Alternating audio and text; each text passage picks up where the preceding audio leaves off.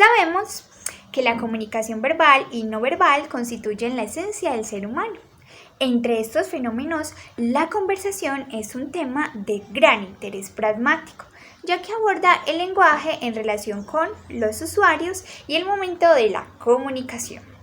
Por otro lado, las entrevistas son un buen ejemplo de cómo se lleva a cabo un diálogo, y en las cuales se pueden observar diversos fenómenos pragmáticos, como las violaciones a las máximas conversacionales postuladas por Paul Grace. Para ello, hemos seleccionado 5 entrevistas del show del comediante Alejandro Riaño con su personaje Juan Piz González en un espacio llamado El Boletín del Gomelo, de las cuales hemos logrado recuperar enunciados que nos ejemplificarán las siguientes máximas. Pero antes, debemos saber qué es el principio de cooperación y en qué consisten las máximas conversacionales. Estas surgen con el principio de cooperación propuesto por Paul Grace.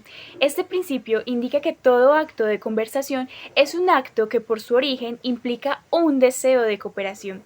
Por ello, para que una conversación sea efectiva, tu contribución a la conversación debe ser la necesaria en el momento del intercambio conversacional en el que estás implicado. Este principio está sustentado por 4 máximas: cantidad, calidad, relevancia y modo. La contribución no debe ser más o menos informativa de lo que se requiera, pues se puede caer en una pérdida de tiempo o prestarse para las confusiones. Intenta que tu contribución sea verdadera. No digas algo que creas falso. No digas algo de lo que no tengas suficientes pruebas. Observe la pertinencia de su contribución. Cuando hable, diga cosas relevantes y procure que lo que diga tenga que ver con aquello de lo que se está hablando. Sea claro. Evite la oscuridad en la expresión. Evite la ambigüedad. Sea breve. Sea ordenado. A continuación, los enunciados que hemos seleccionado para ejemplificar las máximas. En esta ocasión, como tú ya sabes, hay una violación a la máxima de cantidad. Mockus fue muy cooperativo durante toda la entrevista, pero en este caso él prefirió evadir la pregunta, posiblemente por cuestiones morales, violando así la máxima de cantidad al no dar la cantidad solicitada de información esperada por la pregunta. En este caso, no responde a la pregunta con la información necesaria que se requiere para cumplir con el principio cooperativo. Federico no es pertinente con sus respuestas. Se nota una intención real de evadir la pregunta, pues no nos da acceso a la información que se requiere. Este no es un enunciado del que tenga pruebas suficientes. Además, el argumento podría ser una falacia ad ignoratiam, ya que la entrevistada manifiesta que al no haber pruebas de lo contrario, su enunciado podría ser verdadero. De nuevo, Cabal no tiene pruebas suficientes de la veracidad de su argumento con el que justifica su respuesta. Además, usa el argumento ad hominem para desmeritar el reclamo de la niña al decir que por vivir en un país tan próspero como lo es Suecia, no tendría por qué quejarse. Las metáforas son ejemplos de burlas a la máxima de cualidad.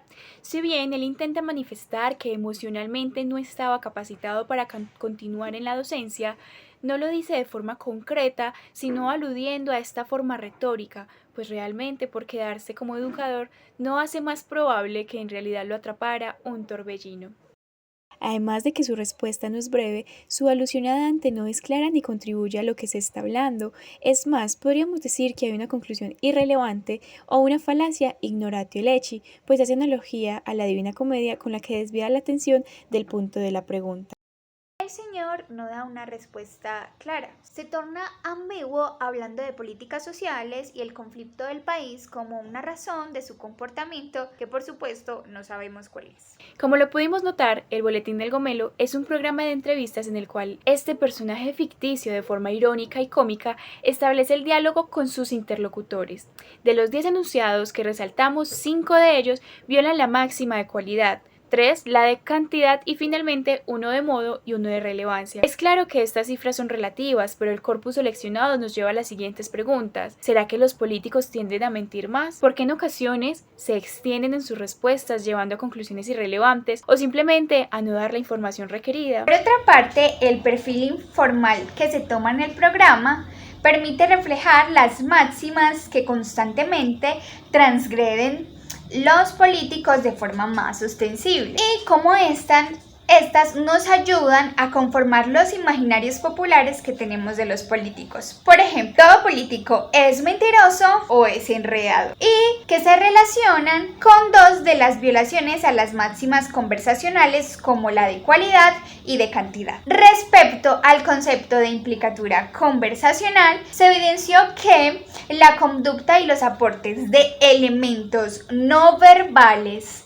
por parte de los entrevistados, como sus gestos, ciertas entonaciones de la voz, como miradas, el uso de su cuerpo, nos permite a los oyentes advertir cuando no pretenden proceder con el principio cooperativo y también desentrañar el mensaje que subyace en ciertas violaciones a las máximas